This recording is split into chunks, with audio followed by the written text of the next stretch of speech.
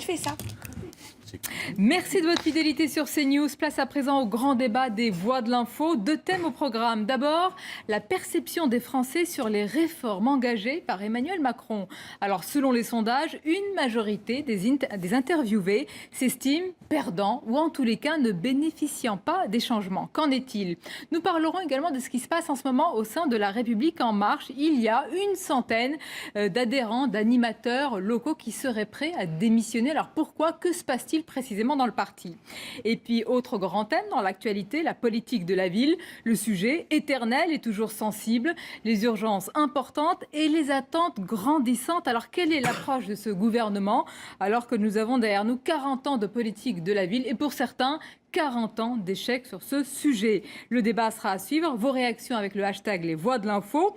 Notre premier débat tout d'abord sur la perception des réformes engagées et ce qui se passe en ce moment au sein de La République En Marche. Comme tous les jours, les Voix de l'Info m'accompagnent. Aujourd'hui sont avec moi Frédéric Dabi, bonsoir. Bonsoir. Directeur général adjoint de l'IFOP. À vos côtés, Anne-Claire Ruel, bonsoir. Bonsoir. Enseignante, spécialiste de communication, fondatrice de l'agence Le Board. Notre chroniqueur économique Jean-Luc Gombeau est là. Bonsoir à vous. Bonsoir Sonia. Et à vos côtés, pour ce premier débat, on accueille Guillaume Duval, bonsoir. Bonsoir. Rédacteur en chef d'Alternative économique. Tout d'abord, parlons de ce qui est en train de se passer au sein de La République En Marche. Et on va écouter à ce sujet un adhérent de La République En Marche, un animateur du comité local qui a donc décidé de quitter le parti. Je souhaitais que les comités locaux soient consultés sur le choix des candidats aux législatives. Nous nous sommes aperçus que sur notre département, la base n'avait, à ma connaissance, jamais été consultée, y compris sur notre circonscription. Et on s'est retrouvé avec des gens parachutés qui n'avaient jamais participé aux comités locaux. Au fil du temps, je me suis aperçu qu'on était dans un système de management où tout venait du central, Emmanuel Macron, ses proches, et qu'il n'y avait aucune démocratie locale, que la base ne pouvait rien décider, uniquement exécuter les ordres qui venaient d'en haut. Voilà pour l'ensemble des griefs retenus contre le parti. Frédéric Dabi, est-ce qu'on peut déjà à l'heure actuelle parler vraiment d'une fronde? En tous les cas, ça tangue un peu au sein du parti. Je pense qu'il est exagéré et prématuré de parler de fronde. Ce qui est extrêmement intéressant dans les propos qu'on va d'entendre, c'est clairement le décalage entre la promesse En Marche en termes de pratique, en termes de renouvellement. Dans une enquête il y a quelques semaines, IFOP, fiduciale pour CNews et Sud Radio, on voyait que parmi les partis, tous les partis politiques testés, c'est En Marche qui a le moins mauvais résultat, 43% de bonnes opinions, une bienveillance très forte au PS, aux Républicains, parce qu'il y a ce sentiment de promesse de rupture. Ce n'est pas le cas. Cet adhérent ou ancien adhérent redécouvre le centralisme démocratique, pour reprendre un vieux terme proche qui appartient à la phraséologie communiste. Et puis aussi, là, ce qui nous permet de dire que peut-être que c'est à suivre, ce n'est qu'une fronde. Le lien entre un parti politique et ses adhérents dans l'ancien monde est un lien extrêmement important. Il y a une adhésion, il y a une cotisation, il y a une histoire. En Marche, à moins que ça ait changé, vous me le direz, chère Sonia, c'est un clic, c'est une absence d'adhésion. Il n'y a pas le traumatisme qu'ont pu connaître d'anciens militants ou adhérents du Parti communiste. On parle aujourd'hui du départ de Guillaume Balas du PS qui est resté 26 ans. Voilà, c'est l'avatar de cette récence d'En Marche, mais c'est à suivre parce que le décalage entre la promesse et les pratiques, ça peut être sur le moyen terme dévastateur. C'est ça qui est intéressant. Cette démission, on va suivre cela, devrait être actée avant samedi. Pourquoi samedi, Anne-Claire Ruel? Parce que samedi, il y a un congrès qu'on annonce comme fondateur de ce parti, avec très probablement la désignation de celui qu'on voit à l'image, Christophe Castaner, par un cénacle, j'allais dire, d'élus et de militants tirés au sort. Alors justement, la base grogne, proteste et disent pourquoi ce cénacle-là? Ils dénoncent aussi un manque de démocratie interne. Est-ce que c'est pas le vieux monde qui rattrape le nouveau? Effectivement, si on fait un capital corporate, attention, je vais utiliser qu'est-ce que c'est? C'est un état des lieux un peu de l'identité. Voilà, c'est plus clair en français. Mission, voilà. C'était un peu clin d'œil à Emmanuel Macron parce que c'est évidemment le genre de type de management pour son nouveau parti qu'il veut mettre en place. On peut dire qu'effectivement, il a attiré à lui des nouveaux militants. Donc des militants qui n'étaient pas forcément issus, je rejoins Frédéric, des franges un peu politiques qui sont venus soutenir ce qu'ils considéraient comme comme une nouvelle manière de faire de la politique. Et là, l'enjeu, il est évidemment de pérenniser ce parti. Donc c'est normal que, évidemment, il y ait un peu de tangage actuellement, puisqu'ils s'aperçoivent que finalement, il y a une tradition qui est très, très, très jacobine sur cette histoire, c'est-à-dire que c'est très centralisé, et c'est à l'image un peu d'Emmanuel Macron et des partis de l'ancien monde. Donc, quel type de relations vont être mises en place entre les militants? Comment va-t-on les consulter et faire appel à eux aussi? Parce que là, on le voit dans tous les partis actuellement, évidemment, puisque c'est une déroute à droite comme à gauche. Les militants sont extrêmement sollicités. On a des consultations et des retours justement d'expérience sur les débâcles qui ont eu lieu. Voilà, c'est tout ce qui va être en jeu dans les jours à venir. Et c'est intéressant parce que Guillaume Duval, Christophe Castaner, il ne va pas avoir la tâche facile. La République En Marche, c'est quoi? C'est un mouvement, ça y est, qui se structure en partie, qui est une structure encore quand même fragile, peut-être avec une base fragile. La République En Marche, c'est un peu l'expression d'un changement sociologique extrêmement profond dans la société française. Vous avez aujourd'hui 40% des 25-49 ans qui sont allés à l'université. C'était moins de la moitié il y a 25 ans. C'était la promesse adressée notamment à ces gens-là qui sont les électeurs de base de la République En Marche, qu'ils auraient leur mot à dire, qu'ils interviendraient directement dans les sujets, dans les choix politiques. Et là, effectivement, on revient à une politique jupitérienne, top-down, etc., très verticale, qui est bien dans la tradition de l'État français, bien dans la tradition de la Ve République, bien dans la tradition de l'énarchie dont Emmanuel Macron est un représentant éminent.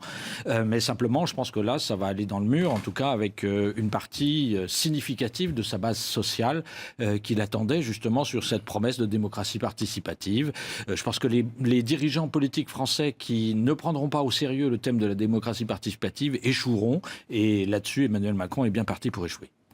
Est-ce que c'est votre avis, Jean-Luc Gombault? La démocratie participative dans un parti politique, je n'y crois pas trop. De toute façon, ça n'a jamais existé dans aucun parti politique. Mais bon, En Marche, qu'est-ce que c'est exactement? C'est Emmanuel Macron.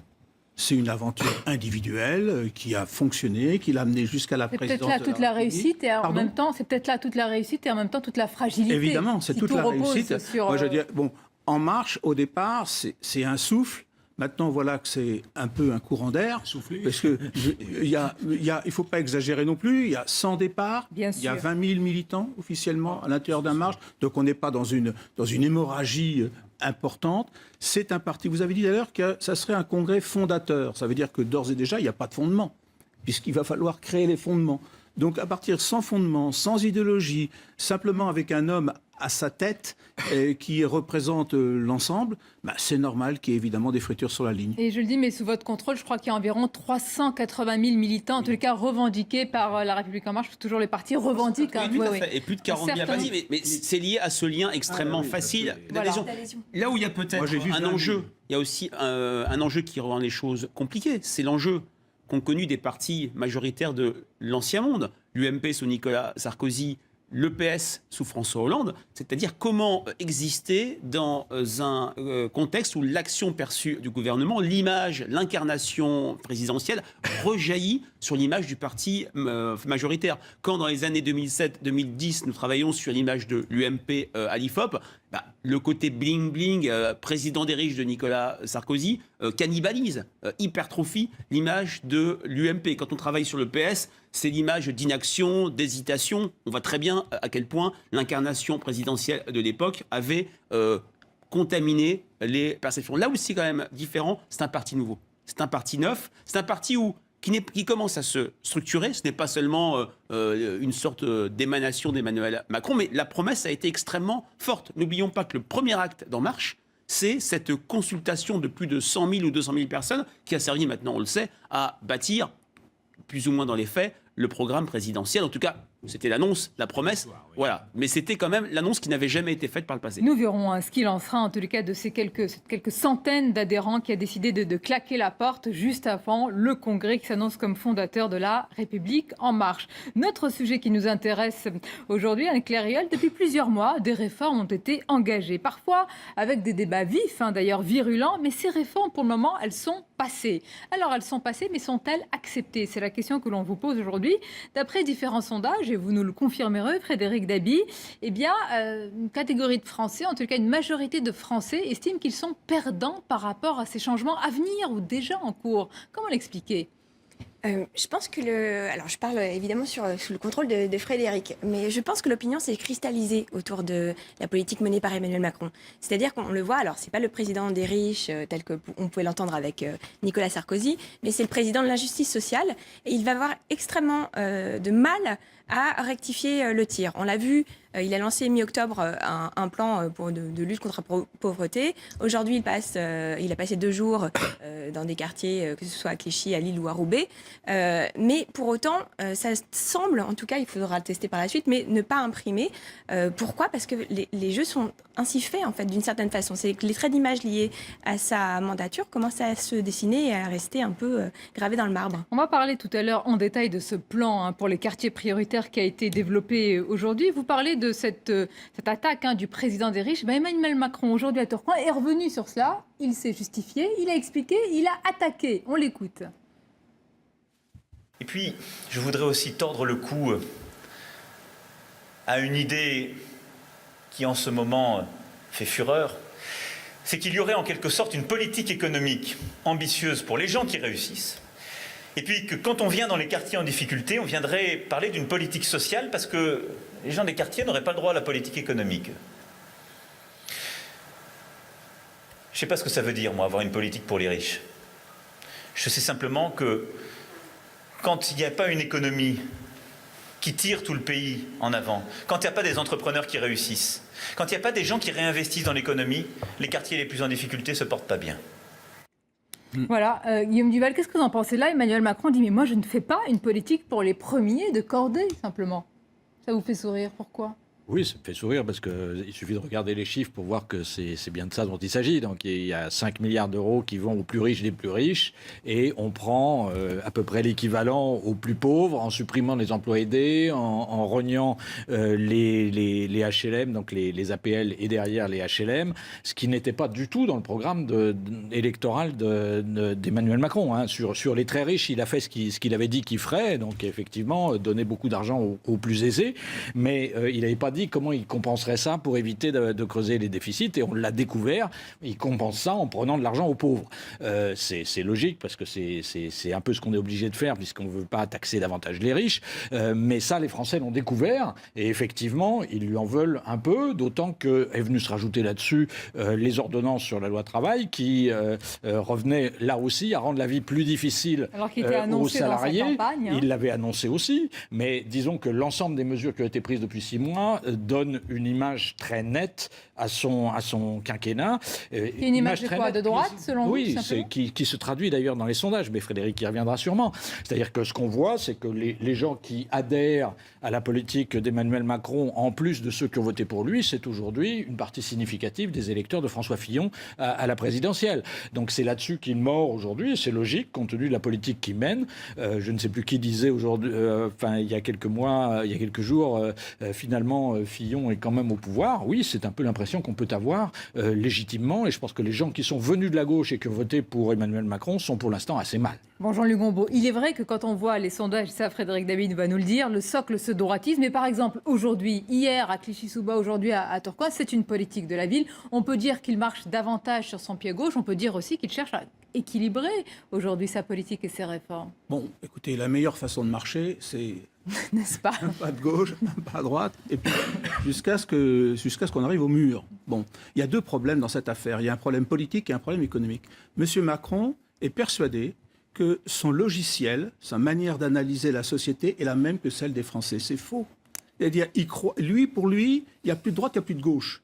Pas, il n'y a plus que l'efficacité économique. Mais ce n'est pas comme ça que raisonnent les Français du tout quand ils s'adressent à eux. Pour eux, pourtant, ils l'ont amené au pouvoir. Hein, oui, mais sur ce raisonnement. 18%, quand même, 18% des... Bon, maintenant, il y est, oui. Oui, non, mais effectivement, il y est. On ne peut pas contester, mais la base de départ est relativement faible. Donc, à partir de là, ce que je veux dire, c'est que les Français, dès qu'ils voient une mesure, ils raisonnent droite, c'est de droite ou c'est de gauche. Lui, c'est pas sa façon de voir les choses. Il dit, je raisonne pour faire de l'efficacité. Lisez le dernier chapitre de son livre Révolution. Il dit, rendre le pouvoir à ceux qui font. Cette façon de voir les choses comme une avant-garde permanente est choquante pour les gens. Frédéric David, vous êtes d'accord ? Je nuancerais peut-être un petit peu ce que vient de dire Jean-Louis. Il y a une partie du corps électoral, notamment les sympathisants de gauche, qui ont ce prisme. Est-ce qu'une mesure est de droite et de gauche? Et très très clairement, je fais référence à un sondage IFOP Humanité du mois de septembre, 3/4 des gens de gauche considèrent que la politique menée est une politique de droite. Mais pour les Français, l'ensemble des Français, aussi, même ceux de gauche, quand ils voient une mesure, il y a d'autres questions qui se posent. Est-ce que c'est une mesure juste? Est-ce que les efforts sont bien répartis? C'était le talon d'Achille de la loi travail qui a été contrebalancé par le fait, et Guillaume le disait, c'est dans le programme présidentiel. Et puis, suis-je gagnant? Et c'est vrai que là où il y a un point de fragilité, ça ne se voit pas dans les enquêtes d'opinion, le socle électoral, l'équation électorale d'Emmanuel Macron demeure, un soutien fort d'une partie de la gauche, malgré tout, parce qu'il n'y a pas de réceptacle, il n'y a pas d'offre alternative à gauche compte tenu de l'état du Parti socialiste et la perte de crédibilité, il faut le dire, d'une partie importante de la France insoumise.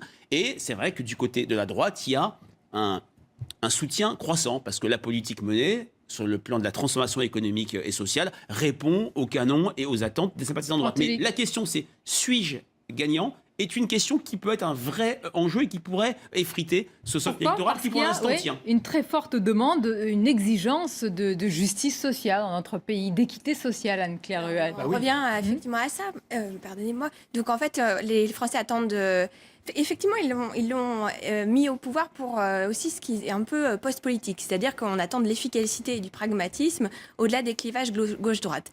Mais Emmanuel Macron a pris soin pendant toute la conquête du pouvoir à évidemment ménager la gauche et la droite. Là, on s'aperçoit quand même que la politique est globalement plutôt menée façon droite libérale quand même. Il faut quand même dire un peu les choses. Ça penche quand même plutôt à droite qu'à gauche.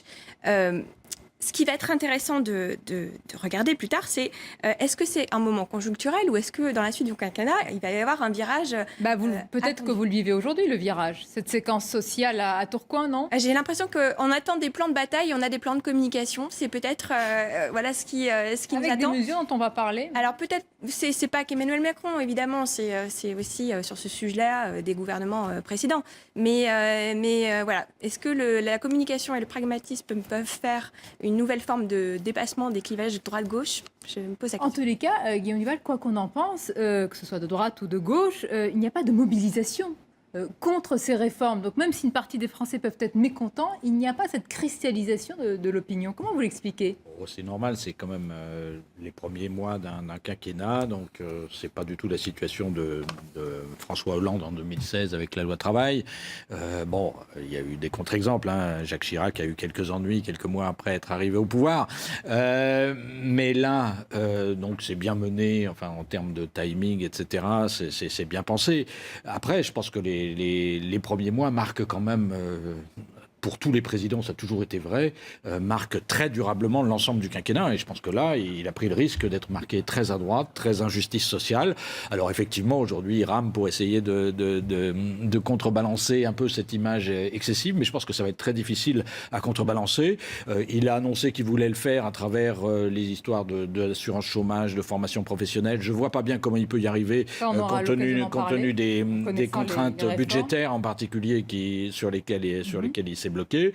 Donc j'y crois pas trop. Je pense qu'effectivement, il est marqué très durablement comme ça. On va continuer à en parler. Merci à vous, Guillaume Duval. Les Voix de l'Info, vous restez avec nous. On va justement élargir notre débat à la politique de la ville, le sujet éternel qui est toujours sensible. Les urgences sont importantes, les attentes grandissantes. Alors quelle est l'approche de ce gouvernement? Emmanuel Macron a développé sa vision en insistant notamment sur les problèmes et les défis, dont celui de la radicalisation dans certains quartiers. On l'écoute. Les associations salafistes, les associations qui ont porté la radicalisation d'un islam et qui ont profondément fracturé nos quartiers. Elles les ont fracturés parce qu'elles ont sorti certains de nos concitoyens de la République et parce qu'elles sont en train d'essayer de fracturer en voulant nous faire croire que tous nos concitoyens qui croient dans une religion qu'est l'islam seraient sortis de la République, ce qui est faux. Le combat que nous devons ici conduire, c'est évidemment de restaurer la République dans toutes ses composantes. Souvenez-vous, c'était dans un territoire emblématique des problèmes de la politique de la ville qu'Emmanuel Macron avait annoncé sa candidature à la présidence de la République en Seine-Saint-Denis, à Bobigny. Et depuis, les associations et les élus tiraient le signal d'alarme, avec notamment la réduction du nombre des contrats aidés et d'autres mesures. Le chef de l'État est donc de retour sur le terrain sur ce sujet qui est un sujet permanent à la politique de la ville. On va en parler. Je suis toujours entourée des voix de l'info. Frédéric Dabi, qui est directeur général adjoint de l'IFOP. Anne-Claire Ruel, enseignante, spécialiste de communication. Notre chroniqueur économique Jean-Luc Goumbaud. Et on accueille Samia Ghali, bonsoir. Bonsoir. Et bienvenue, sénatrice socialiste du Bouches-du-Rhône. À vos côtés, Stéphane Troussel, bienvenue à vous. Bonsoir. Président du Conseil général de Seine-Saint-Denis. Et également Jean-Philippe Assenzi, bonsoir. Bonsoir. Vous avez rencontré hier le président avec d'autres associations. La vôtre s'appelle Bleu, Blanc, Zèbre. Vous agissez depuis longtemps, vous-même, dans les quartiers prioritaires. Alors ce débat, ce sujet de la politique de la ville, c'est un sujet permanent. Chaque président promet des résultats, des actions, une présence et un retour de la République dans certains territoires, malgré ces promesses, Samia Ghali, depuis des années. Est-ce qu'aujourd'hui, ce discours, c'était un discours de vérité ? Je crois qu'il n'y a pas de discours de vérité, il y a des actes de vérité. Voilà, moi, c'est ce que j'attends. Parce que les discours, je veux bien croire à la parole du président et à sa volonté. Je ne la dénigre pas. Je pense même qu'il est sincère dans ce qu'il dit. Pour autant, quels sont les moyens réels que l'on va mettre sur le terrain pour faire avancer les choses, parce que je crois qu'on n'est plus aujourd'hui à l'heure des discours, mais à l'heure de l'action. Et dans l'action aujourd'hui, notamment par exemple la suppression des contrats aidés, certes, moi je ne défends pas particulièrement les contrats aidés, je préfère que les gens aient des vrais contrats. Mais aujourd'hui, ça va à l'encontre de ce qu'il vient de dire. C'est-à-dire que si aujourd'hui on retire aux centres sociaux, aux associations culturelles, sportives, les contrats aidés, c'est des associations qui vont tirer le rideau. Et vous savez qui c'est qui va en profiter ?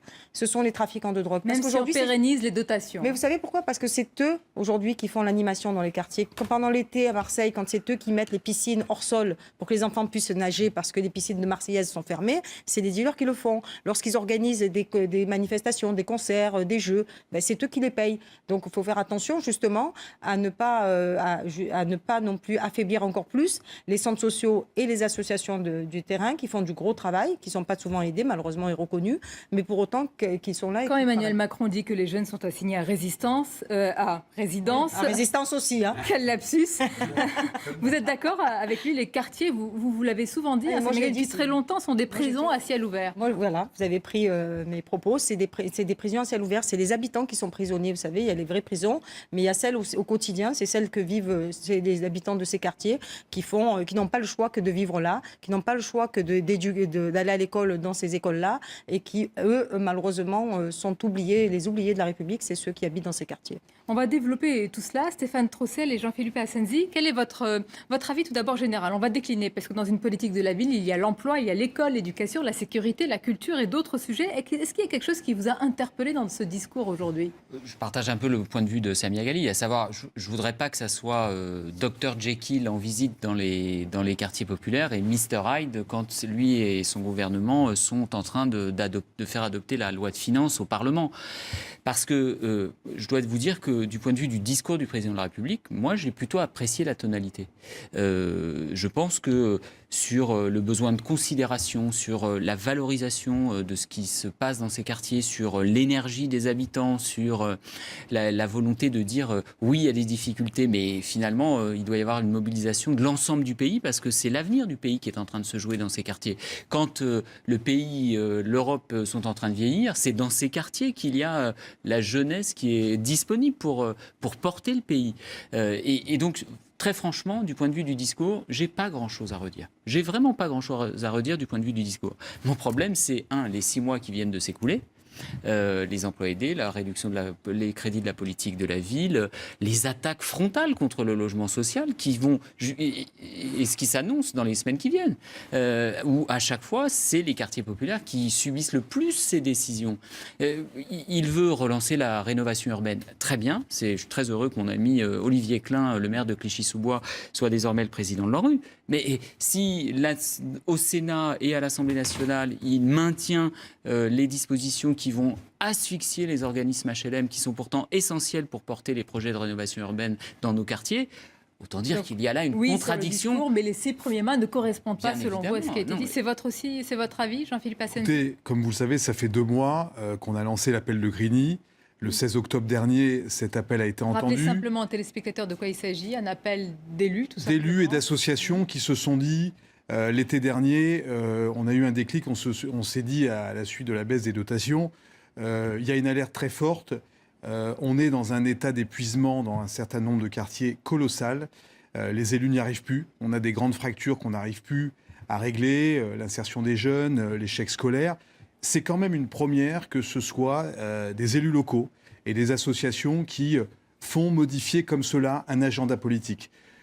Aujourd'hui, moi je m'inscris dans ce qui vient d'être dit, mais aujourd'hui il y a quand même eu un grand discours, il y a quand même eu la nomination de Jean-Louis Borloo sur une mission. Je pense que c'est quelque chose de très important pour les acteurs associatifs et pour les collectivités locales. Il reste le père de la rénovation urbaine. On attend beaucoup de ce collectif. Maintenant, il va falloir se mettre au travail. Il y a des mesures qui ont été annoncées, comme par exemple la plateforme des solutions, pouvoir injecter de l'argent en direct sur des solutions qui marchent partout en France. Parce que dans ces quartiers, il y a des grandes solutions d'insertion des jeunes. Vous le disiez tout à l'heure, j'en fais partie modestement avec le sport. Il y a des choses incroyables qui se passent sur l'insertion professionnelle, sur l'échec scolaire. Donnons les moyens à ces associations d'aller plus loin. Depuis de nombreuses années, sur ce plateau et ailleurs, je vous ai rarement entendu tenir ce discours sur les paroles, justement. Vous avez souvent été très critique, Jean-Philippe Assenzi. Vous avez toujours dit « j'attends les actes », mais en tous les cas, sur le parole, plutôt carton positif. Oui, parce qu'il y a une ambiance qui est en train d'être créée. 900 personnes à Grigny, c'est pas rien. C'est les émeutes de 2005 sans les émeutes. Donc ça veut dire qu'il y a une mobilisation et il faut savoir compter. Vous savez, moi je suis un sportif. Une mobilisation, il y a un groupe qui s'est créé. Maintenant, il faut se mettre au travail. Et monsieur le disait, il faut des chiffres, il faut des actes, la rénovation urbaine, les contrats aidés. Mais en tous les cas, il y a une porte qui est ouverte. Il faut y aller maintenant. Samia Ghali et Stéphane Troussel ont l'air quand même plus sceptiques en tous les cas. Peut-être que c'est la vie au quotidien qui fait que je suis peut-être plus prudente. C'est-à-dire que moi, je suis tous les jours sur le terrain, tous les jours je vois les problèmes qui, malheureusement, eux, grossissent. Et les solutions, je les vois moins arriver. Donc moi, je suis encore une fois, par rapport aux propos du président de la République, rassurée. Je préfère entendre ces propos-là que d'entendre des propos inverses. Vous les aviez interpellés tous, les candidats à la présidentielle. Oui, et d'ailleurs, c'est le seul qui a répondu, je le dis aussi. Avec une lettre très précise. Seul Emmanuel Macron a répondu à mon courrier. C'est déjà à l'époque, parce que comme dans les programmes, ça n'existait pas. Les quartiers populaires n'étaient pas présents malheureusement dans les programmes, en tout cas, ou même dans leur tête. Donc le seul qui avait répondu, c'est Emmanuel Macron. Donc son discours d'aujourd'hui ne m'étonne pas. La vraie question, c'est que est-ce qu'on prend les bonnes solutions? Est-ce que c'est la bonne façon de faire? Je ne sais pas. Je ne suis pas convaincue, malheureusement, que ce qui est proposé de dire oui, on va mettre des emplois francs. Moi, j'ai demandé à ce que Marseille soit prioritairement aussi dans le cadre des emplois francs. Alors après, en plus, à Marseille, c'est une ville qui a pris plus de retard qu'ailleurs. Pourquoi? Parce que l'État reçoivent des primes si elles embauchent des jeunes. Non, mais je le dis parce que Marseille, pendant des années, depuis 50 ans, l'État n'a donné à l'extérieur de Marseille, mais jamais sur Marseille, je dirais, dans le droit commun. L'État n'est jamais venu abonder Marseille pour aider à Marseille en matière de transport en commun, en matière de désenclavement, comme on a pu aider d'autres villes, notamment à la périphérie de Paris, parce qu'on considère qu'à Paris, il faut tout faire à Paris, mais on oublie les autres villes de France. Marseille, c'est juste la deuxième ville de France à laquelle il faut apporter aussi beaucoup de moyens, parce que c'est une grosse ville en souffrance. Est-ce que vous vous sentez, les uns et les autres, associés, Stéphane Troussel? C'est très important qu'il y ait une co-gestion, qu'il y ait une co-politique de la politique de la ville. Oui, mais ça, je dirais que désormais, enfin en tout cas dans un certain nombre de quartiers, on sait faire la co-élaboration, la co-construction. Pas que moi, je vais vous dire, mon problème, c'est pas celui-là. C'est que moi, je veux bien croire à ce discours, mais j'ai quand même, j'insiste, un problème sur les actes. Sur les quoi? Sur les actes. La réalité, c'est que le président de la République, avec une politique d'inspiration totalement libérale, a mobilisé des moyens, enfin quand même plusieurs milliards d'euros pour alléger la fiscalité sur les plus riches de ce pays. Il lui a fallu 6 mois pour faire un discours sur la politique de la ville. Bon, donc moi je veux bien être convaincu, mais encore une fois, il y a tous les jours des actes qui sont en contradiction. Son ministre de l'Éducation nationale vient d'annoncer que l'État ne prendrait plus en charge les manuels scolaires dans des collèges. Qui va payer 200 millions d'euros? Les familles? Les collectivités locales qui sont exsangues. Moi, il y a le président de la République qui est venu en Seine-Saint-Denis. Puisqu'il propose des pactes aux collectivités locales, je lui ai dit, chiche, on fait un pacte. L'État, tout gouvernement confondu, n'a pas remboursé les départements de la dette que l'État doit aux départements sur le paiement du RSA. La réalité, c'est que c'est bien évidemment les territoires les plus populaires qui ont assumé le plus le désengagement de l'État, puisque j'ai plus d'allocataires du RSA que les Hauts-de-Seine. En Seine-Saint-Denis, cette année, c'est 180 millions d'euros. J'ai dit au Président de la République, eh bien, Monsieur le Président de la République, vous payez la dette de l'État à la Seine-Saint-Denis. J'en prends une partie pour payer ce dont j'ai besoin sur le RSA. Et tout le reste, je discute avec les services de l'État pour faire de l'investissement. Oui. De l'investissement. Vous avez menacé de ne pas verser les RSA de décembre. Je ne verserai pas la mensualité de décembre à la caisse d'allocation familiale, non pas aux allocataires. Et le président de la République m'a fait une offre de dialogue. On verra bien si l'offre de dialogue, elle se traduit concrètement. Mais encore une fois, il faut maintenant des actes concrets. Moi, ce que je remarque, c'est que cette politique en faveur des plus riches, elle a mobilisé depuis des semaines des milliards d'euros. Alors Frédéric Dabi, vous êtes le sondeur. Nous en parlions il y a quelques instants dans ce débat-là. Est-ce que c'est une politique de droite et de gauche? Pour certains, cette politique sociale met du temps à venir et à produire ses fruits. Oui, on l'a vu précédemment. C'est vrai que ce qui a été dit, le décalage entre les paroles depuis maintenant ce quinquennat, mais depuis maintenant plusieurs dizaines d'années, et la réalité sur le terrain, laisse une opinion publique extrêmement sceptique sur l'impuissance du politique qui se matérialise sur cette situation que connaissent les quartiers difficiles. Il y a aussi un autre enjeu, il faut le dire, lorsqu'on interroge les Français, et une enquête a été faite par l'IFOP au mois de septembre pour le groupe LR de l'Assemblée nationale sur les territoires les plus délaissés, les Français, parce qu'ils ont le sentiment que beaucoup de choses sont annoncées pour les quartiers difficiles, ne citent pas les banlieues des quartiers difficiles. Ils citent la France des communes rurales. Et il y a maintenant une sorte de concurrence auprès des politiques.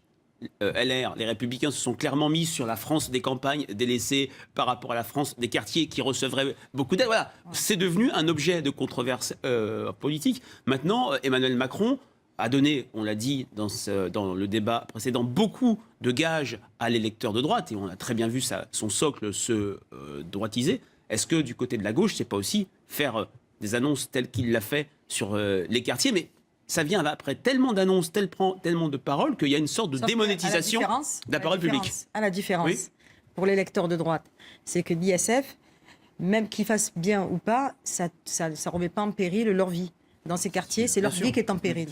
Surtout que c'est 5 millions de personnes et 0,5% du budget, je crois, qui est de l'État qui est alloué à ces... Vous avez évoqué tout à l'heure les emplois aidés, les contrats aidés. Vous avez entendu ce qu'a dit le président à ce sujet. J'aimerais savoir ce que vous, qui êtes vraiment sur le terrain et aux prises avec les difficultés, ce que vous en pensez. Quand il dit, mais ces emplois aidés, en fait, c'est une vaste hypocrisie. Ceux qui y tiennent ne les donneraient pas, presque on pourrait dire, à leurs propres enfants. Il y a deux choses. On l'a interpellé lundi, lors du déjeuner là-dessus, parce que je pense que dans le secteur associatif, et notamment dans le sport, mais dans les quartiers, les emplois aidés, finalement, sont des espèces d'emplois éducatifs. Et je peux vous dire que quand il y a des problèmes, qui c'est que vous retrouvez à minuit le soir? C'est ces gens-là, pour la plupart d'entre eux. Donc, ils sont mal nommés. Maintenant, soyons honnêtes aussi, on sait très bien qu'il y a des emplois aidés qui n'ont rien à faire, par exemple, dans certaines collectivités, etc. Donc, on lui a dit, attention, il faut prioriser ces contrats aidés. Et dans le secteur associatif et dans le secteur associatif sportif, c'est 25 000 emplois, un tiers des emplois sportifs. Si je vous entends bien, vous n'êtes pas contre la diminution du nombre des emplois aidés s'ils sont bien orientés vers les priorités. Exactement. Qu'est-ce que vous pensez de ce discours? Mais d'abord, il y a deux choses. Un, c'est insupportable d'avoir tenu ces discours sur les emplois inutiles. Parce que la réalité, c'est qu'il s'agisse des missions d'intérêt général assurées par des collectivités grâce à ces emplois ou des missions d'intérêt général assurées par des associations grâce à ces emplois, personne ne peut dire que les missions qui sont exercées sont inutiles. Par ailleurs, concernant les collectivités locales, c'est aussi le résultat du désengagement de l'État et de la ponction sur les dotations des collectivités locales qui font qu'elles ont eu recours à ce type d'emploi. Deuxième chose, c'est d'une violence inouïe vis-à-vis des personnes qui exercent ces emplois. Parce que la réalité, c'est que les personnes qui exercent à travers ces contrats aidés, la plupart du temps, c'est des personnes qui sont dans des situations de grande précarité et qui font l'effort de travailler avec des niveaux de rémunération qui sont un tout petit peu supérieurs aux minima sociaux. Et là, on leur dit « Ah ben non, ce que vous faites est totalement inutile ». Donc, franchement, ce discours est insupportable. Pardonnez-moi, est-ce que vous n'êtes pas un tantinet caricatural? La question n'est pas là, c'est pas que ce soit inutile, c'est que ce n'est pas pérenne, c'est que ce n'est pas gagnant-gagnant même pour la personne qui a cet emploi. Écoutez, ce gouvernement est en situation qu'il dise oui, ça ne va pas. Il y a un problème sur la pérennisation de ces emplois. Il y a un problème sur le parcours professionnel qu'on peut apporter à ces gens qui sortent des contrats aidés, mais qu'ils ne commencent pas par les supprimer en les mettant, un certain nombre d'entre eux, dans une situation de plus grande précarité. Il est revenu sur ses positions. Excusez-moi, il est revenu sur ses positions quand même. Mais sur le discours, mais pas sur les chiffres. Tous les jours, les associations, elles reçoivent des appels. Je suis d'accord. On leur dit votre contrat aidé actuel est terminé. Ben non, vous ne pourrez pas en recruter un autre. Il y en a 200 000 qui ne sont sera pas renouvelé. En 2018, moi, je pense qu'il faut les prioriser et il faut peut-être travailler sur le parcours aussi de ces gens-là. Mais ça s'appelle du clientélisme, ça. Parce que quand on va prendre sur le territoire, moi, je suis toujours terre à terre et je pense qu'il faut rester terre à terre. Et si vous défendez des associations, vous ne pouvez pas être d'accord avec ça. Pourquoi ? Parce que au moment où vous allez prioriser, vous allez faire du clientélisme. Ça veut dire que vous allez dire oui, telle association, parce que sur le territoire, qui c'est qui va décider ? Qui va dire que telle association, elle est mieux que celle-là ou elle fait un travail plus performant que l'autre ? Qui va le décider ? Qui va le décider ? Non, mais moi, je veux dire, mais c'est qui ? C'est le travail de qui ? C'est le travail des pouvoirs publics. Mais c'est qui les pouvoirs publics ? Non, mais d'évaluer la compétence des associations. Mais non, mais moi je veux bien. Mais dites-moi qui. Moi je veux pas. Je vais arriver sur le terrain. Les services de l'État ne sont pas vides quand même. Mais c'est qui ? Oui, mais les services de l'État, ils sont sur le terrain. Ils sont sur le terrain, ils sont en capacité. Au nom de quoi ils seraient en capacité de dire que telle association, elle mérite plus un contrat aidé que l'autre ? Mais au nom de quoi ? Ça s'appelle du clientélisme. Je suis absolument pas d'accord avec vous. Ah ben si vous verrez, et vous verrez ce que ça va vous verrez ce que ça va produire. Et je vais vous dire, un des vrais problèmes de la politique de la ville, c'est qu'on ne sait plus repérer ce qui marche et on ne sait pas. Je vais vous dire, si je me permets de dire ça, je vais vous dire pourquoi. Attendez, vous savez pourquoi je dis ça ? Parce que moi, je me suis retrouvée à Marseille, dans mon secteur, avec des associations de tout le territoire, du tout le 15e et 16e arrondissement. Toutes les associations étaient là, sportives, culturelles, toutes celles dont vous parlez. Et un député qui était là, d'accord, de La République En Marche, a dit « Mais je vais décider avec le préfet, on va regarder quelles associations vont pouvoir prétendre ou pas. » moi, ça, je trouve... si ça, comme m'explique, alors, quel terme ça a ? Qu'est-ce que ça veut dire ? Un député ou même un préfet, dans un bureau, avec qui, je ne sais pas, va décider que telle association... Vous prenez deux clubs sportifs, alors comment vous allez décider entre deux clubs sportifs ? L'efficacité du travail. Un maire est totalement capable de dire qu'est-ce qui est efficient. C'est intéressant. Qu'est-ce qui est efficient ou pas ? Non, c'est intéressant d'avoir vos deux visions. Parce que quand même. Vous êtes sur le terrain tous les deux. Également, Jean-Philippe Asensi, pour le connaître depuis longtemps, il travaille sur le terrain. Et vous également. Mais en tant qu'élu, c'est intéressant d'avoir vos deux visions. Quand même, un point sur ces emplois aidés, parce qu'ils cristallisent beaucoup les débats, Jean-Luc Gombault. C'est vrai que ceux qui les défendent aujourd'hui les ont beaucoup attaqués hier. Là, je ne parle pas de vous, je parle de la droite, par exemple, etc., qui reproche en partie à Emmanuel Macron de baisser ses emplois aidés, les critiquer également. Donc on est un peu perdus, nous, dans le débat. Oui, parce que je pense que le fond de l'affaire, c'est qu'on n'a pas vu que c'était des emplois utiles. Fondamentalement. Exactement. Et quand on dit des emplois qui ne sont pas pérennes, utiles à la société, quand 80% des embauches se font en CDD, je veux dire, il n'y a pas beaucoup d'emplois pérennes dans ce pays. Moi, ce qui m'a frappé chez M. Macron, justement, qui critique ces emplois aidés, c'est l'absence quand même de nouvelles idées dans son discours. Je vous écoute, non, mais des idées, oui, peut-être. Mais enfin, quelle proposition concrète a-t-il fait aujourd'hui sur les emplois francs ? Les emplois francs, c'est une idée. Alors, il a reconnu que ça a été un échec, mais qu'il veut le transformer en élargissant les critères, je crois. Oui, exactement. Mais dans son programme, par exemple, il prévoyait 100 000 emplois francs. Et là, on est sur 20 000 simplement sur 3 ans. Donc, il a rabaissé. Et je vais simplement raconter quelque chose. Dans le projet de budget 2018 du ministère du Travail, il n'était pas question d'emploi franc. Il n'y était pas question. On a bricolé cette affaire il y a 2 ou 3 jours en fonction de la visite de M. Macron dans les villes de Seine-Saint-Denis et du Nord. C'est-à-dire qu'il lui fallait quelque chose. Et donc, en réalité, il n'y croit pas lui-même. C'est ça que je veux dire. Il n'y croit pas lui-même. Nous ne sommes pas dans sa tête, mais par contre, on peut analyser ses mots. Il a parlé, Emmanuel Macron, Samia Ghali, c'est un sujet important, de la démission de l'État, de la démission de la République dans certains territoires, en affirmant évidemment que la République doit y venir. Il a parlé aussi d'un sujet extrêmement important, qui est un défi, celui de la radicalisation. On va l'écouter sur ce thème. Les associations salafistes, les associations qui ont porté la radicalisation d'un islam et qui ont profondément fracturé nos quartiers. Elles les ont fracturés parce qu'elles ont sorti certains de nos concitoyens de la République et parce qu'elles sont en train d'essayer de fracturer en voulant nous faire croire que tous nos concitoyens qui croient dans une religion qu'est l'islam seraient sortis de la République, ce qui est faux. Le combat que nous devons ici conduire, c'est évidemment de restaurer la République dans toutes ses composantes. Est-ce que vous êtes d'accord pour dire, Samia Ghali, que là où l'État n'est plus présent, là où il a failli, là où il a démissionné, le vide a été occupé par toutes sortes de revendications, notamment identitaires, extrémistes, religieuses? Pas forcément. Je crois que d'abord, la République a démissionné dans ces quartiers, ça c'est une évidence, et la République n'est plus dans ces quartiers. Parce que lorsque la République ne vous protège pas, et tout à l'heure je vous parlais de prison, on ne peut pas dire d'un côté prison à ciel ouvert ou des assignations à résidence pour finalement ces habitants-là, et de l'autre côté dire que la République elle existe. Non, c'est pas vrai. Malheureusement, dans ces quartiers, les gens c'est chacun la débrouille, chacun se défend comme il peut, et dès le plus jeune âge. C'est-à-dire qu'on habitue les enfants dès le plus jeune âge, dès la naissance presque, à être obligé de se battre tout seul, ou c'est marche ou crève. Voilà. Et que malheureusement, face à ça, on a des gens qui ont pris en main ces quartiers.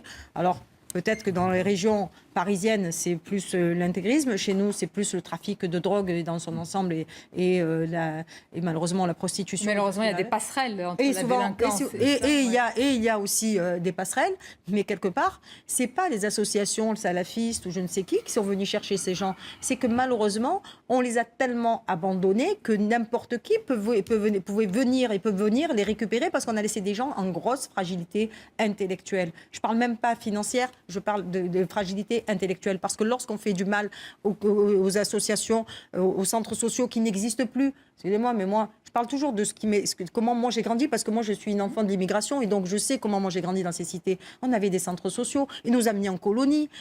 Pendant les vacances d'été, on partait au moins 15 jours en colonie, on allait en camp, on partait 2 jours à la neige, même si on y allait en jean, mais on allait quand même à la neige, on touchait la neige. Aujourd'hui, c'est même plus le cas.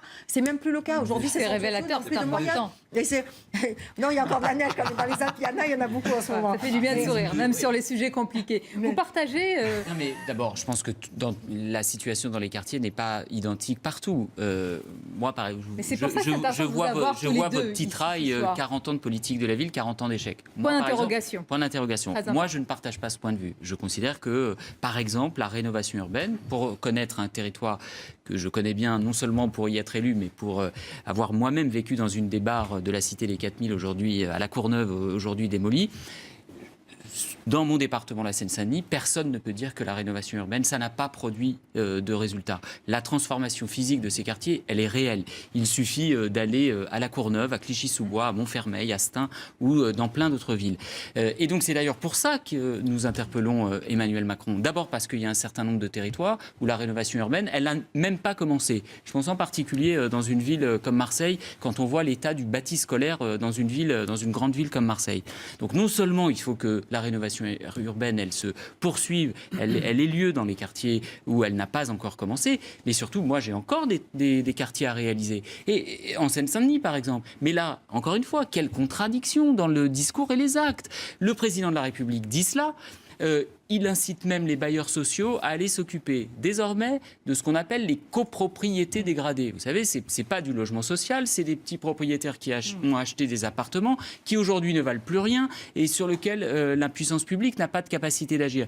Il me demande, avec un organisme HLM, l'État me demande d'aller y intervenir pour racheter des logements et les remettre dans le patrimoine social.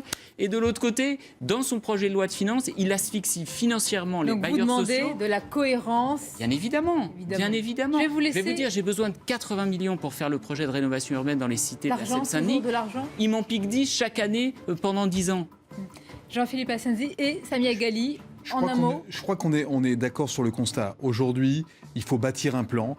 Il l'a dit, il recevra les acteurs tous les 3 mois. Il faut bâtir un plan avec des véritables indicateurs.